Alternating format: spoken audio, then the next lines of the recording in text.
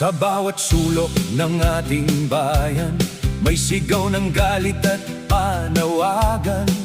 Bilyong pondo ang tila naglaho, habang mamamayan ay naghihirap pa rin ngayon.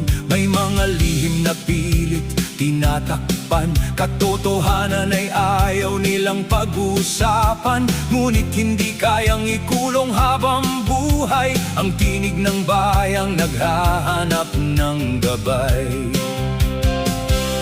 Kahit anong harang ang kanilang gawin, hindi mapipigil ang damdamin. Kapag nagkaisa ang sambayanan, walang makakahadlang sa katotohanan. Taong bayan ang may hawak ng tibok, hindi kayang patahimikin ang pulso ng bukas.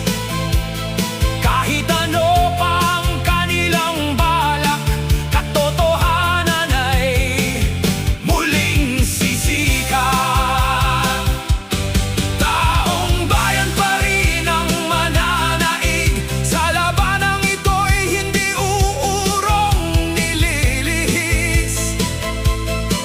Korupsyon man ay pilit magpubli, hustisya't katotohanan ang magwawagi.